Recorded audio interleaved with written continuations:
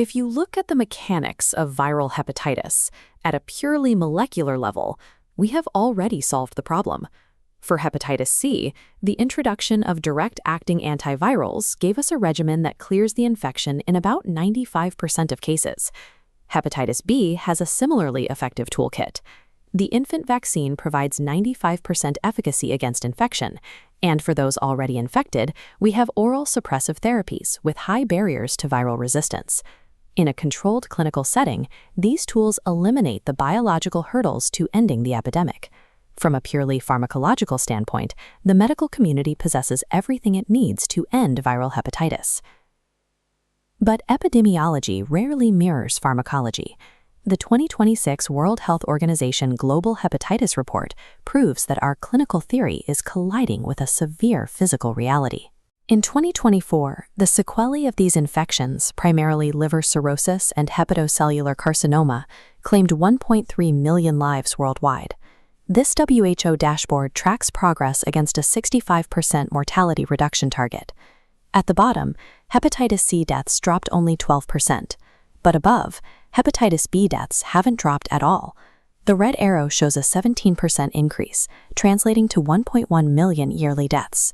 These fatalities are climbing at the same time that new chronic infections are steadily dropping across the globe.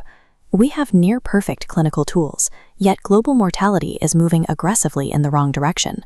Our delivery and management systems are failing. To figure out why people are dying of a manageable disease, we have to trace the patient journey through the global care cascade and isolate the exact point of breakdown. This is the WHO Service Coverage Dashboard, measuring intervention success rates. At the top, prevention is working. We see an 84% global coverage rate for the third dose of the infant hepatitis B vaccine. That 84% proves executing complex public health logistics is possible. But following the timeline down, the system fractures. Look at hepatitis B diagnosis. Only 27% of people with chronic infections ever discover they have the virus. This massive, unmonitored pool means millions of people are progressing towards severe liver damage without any clinical oversight. Returning to the chart, the final step of the cascade, treatment initiation for those eligible, reveals an absolute failure. The bar for hepatitis B treatment is a near flatline at only 4.3%. Hepatitis C treatment sits at 20%. While marginally higher, both figures represent a systemic breakdown in care delivery. The data reveals a systemic fracture, located precisely between identifying a patient and providing them with medicine.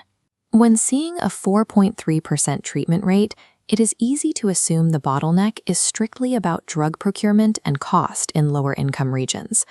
While access to affordable medicines matters, the data points to a deeper procedural issue.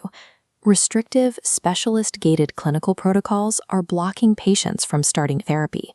Through complex administrative hurdles and rigid diagnostic thresholds, the healthcare system is actively filtering patients out of care.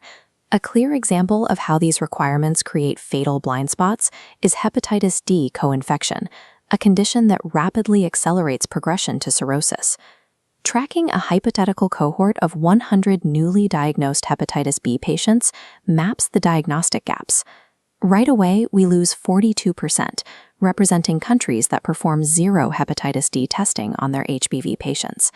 Another 40% are grayed out because those countries only offer HCE screening based on second risk factors. That leaves just 18% in countries mandating universal HBV testing. By skipping this diagnostic step for the majority of patients, clinicians are flying blind, miscalculating the actual risks their patients face. Failing to test for comprehensive co-infections delays treatment initiation, directly contributing to that 17% spike in global mortality. When health systems require specialized virologic tests before allowing a physician to prescribe antivirals, they throttle clinic capacity and limit patient throughput. Patients are abandoned in a prolonged monitoring phase, waiting for complex thresholds to be met.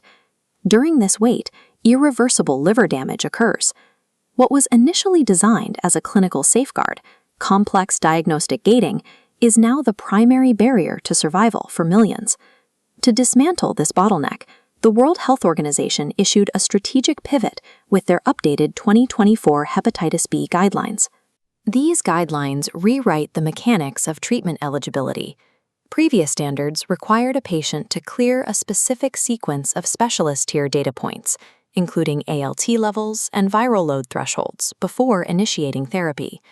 The 2024 WHO standards bypass this sequence.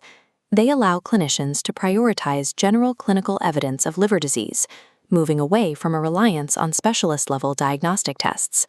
The mathematical goal of this change is to expand immediate antiviral treatment eligibility to approximately 50% of all diagnosed hepatitis B patients. This represents a shift in medical philosophy. It moves treatment out of the specialist-only domain and integrates it directly into primary care. But a guideline only saves lives if national health systems adopt it.